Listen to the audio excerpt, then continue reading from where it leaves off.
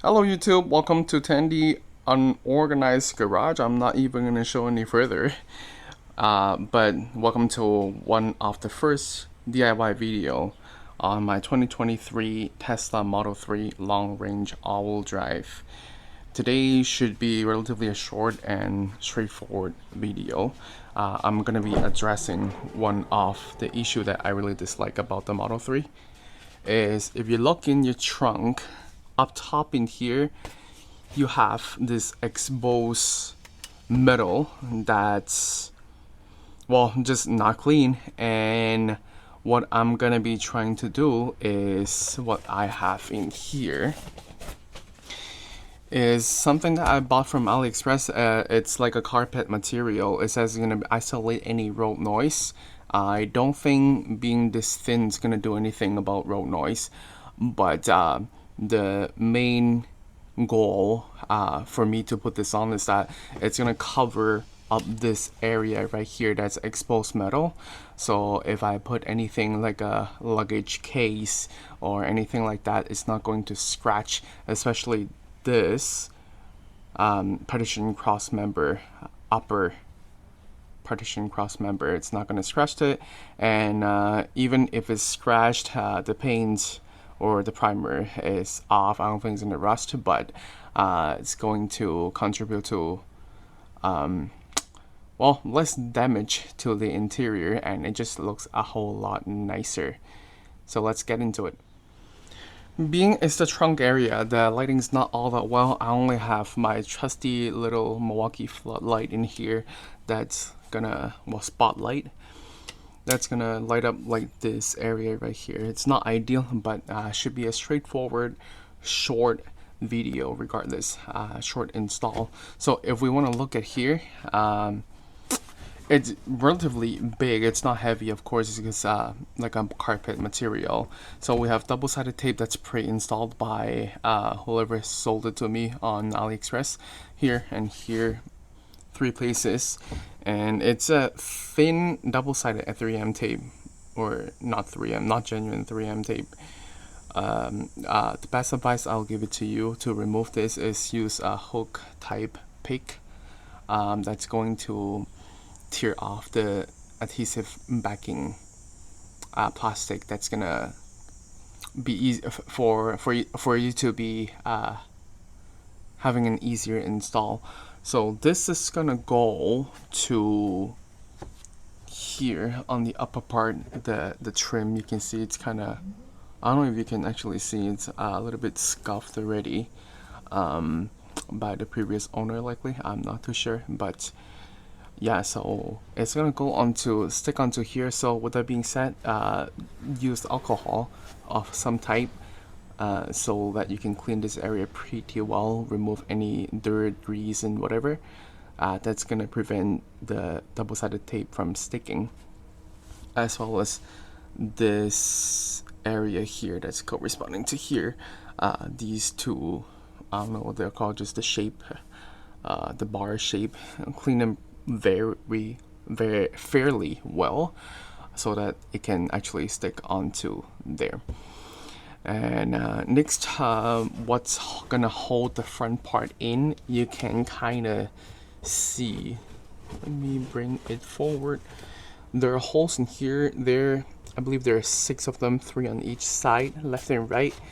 So they are going into the holes, and I'm pretty sure it's going to be here, those area.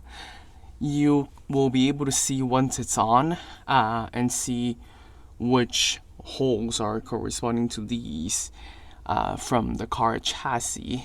And from there, let me bring you the next clip. And from there, you are provided with these bolts, as well as inserts, metal inserts. I pre-installed them, pre-installed the bolts onto the insert. But what's going to happen after you put the carpet on or the cover on, I'm gonna go in here and I'm blocking the lighting. I'll use this hole as an example. So what you're going to do is to put the insert this way in, in from the or through the carpet cover, and then through the hole as well. And then it's gonna go like this. And it's not going anywhere, especially after you have tightened the bolt. So relatively straightforward install. All I need, or all you'll need if you're doing this, is to figure out the size of this hexagon bolt, or even then you can use a Phillips head screwdriver and drive the screw all the way in. Has a built-in pre-installed washer already, and then it's gonna lock the carpet in place going against the frame. But before I do that, I'm going to wrap the middle in probably electrical tape so that it's not going right against metal to metal contact. I really hate that idea. So I'm gonna do that to all 6 of these like spacer or like inserts, and then I'm gonna carry forward the install. My very messy workbench area. What I was trying to say, to put some electrical tape around the spacer or insert, it's gonna look like that. What I've done was wrap the entire thing around, and then in order for us to be able to feed the bolt into the threads it's pre-drilled, I used a pick to poke a hole by the center area, and then push the bolt in, and then you thread it in as normal. So this is what it looks like. It doesn't have to be pretty, because nobody, literally nobody, not even you after you've installed it, you're gonna be able to see it. So this is what we're left with. Going back to the trunk, I'm trying to figure out my game plan in here. I'm thinking I'm going to take off the adhesive backing first, and then stick these onto the upper trunk. Welcome back to myself. I have got the... Well, I'm currently inside the cabin at the rear driver's side. So the driver's side are done. 1, 2, 3 back there. They are in and hand tighten when you are... I was actually wrong. The backside is still flipping around because I have not attached the 3M to its designated area yet. But so just want to make sure I correct myself what I said earlier. I actually put these 3 bolts and insert in first because I realized this actually can just flop downward. It doesn't affect anything, and I don't have to care about positioning the holes. So I decided to do it like that, and they're in. And one tip for you is, when you're trying to hand tighten the bolt after you've slide the insert in, you pull down on the bolt so that the insert actually has something to catch, which is your chassis. So that when you're trying to tighten the bolts, the insert inside is not just going to like spin around. So that's my little tip for you. I'm going to do the other side as well, which I believe I have done 1 bolts on by the middle side to hold it in, but I'm going to do the rest of the tool and then stick the back side, and we should be done. And as you can see, the driver's side are in as well. 1, 2, you can see there, 3. I'm going to tighten this with a socket without ratchets, because I don't think you don't need it that tight. I don't see why you would need it that tight. Even if it falls off, who cares? It's inside your cabin, so you can just retrieve it whenever. And I'm just going to snug it up with my finger like that. Doesn't go anymore. And then I'll do that to the rest of the 5 bolts as well. And alrighty, both sides are done, and I completely forgot, the bolts actually are 10 millimeter. So just knock them up. Fitment looks pretty good so far, except for the corner over there. here. It's showing a little bit, but as long as I don't fold the back seat, honestly, if I did, nobody's going to care really. It's just a gap in here, but it's carpet on carpet, so it's not going to make any sound. If it does, you can simply just trim that part to fit better.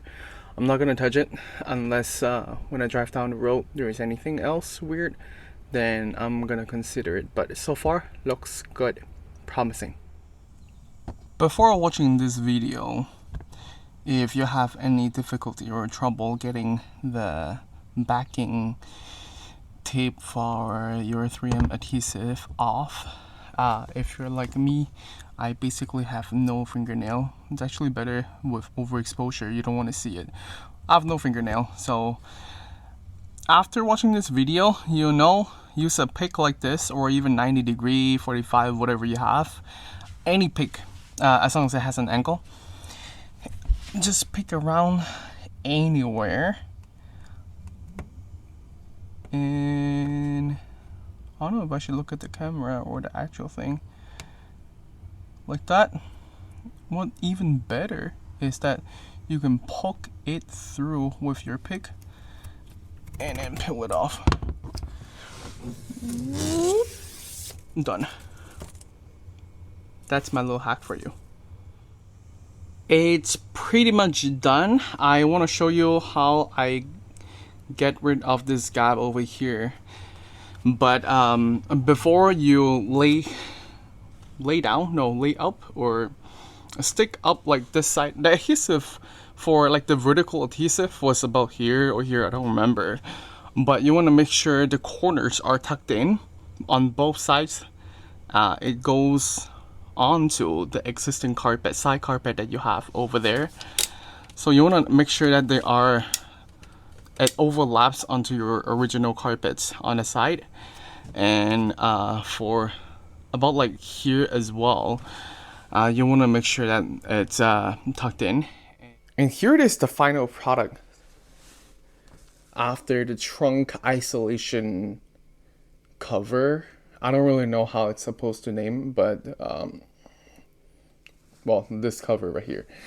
Finally got it on, and I've made a couple of adjustments. A couple meaning two.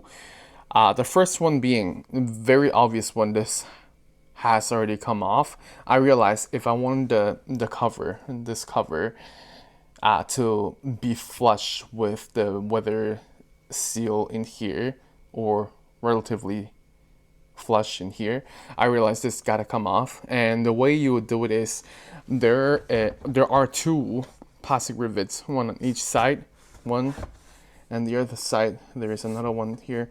This was sitting like this.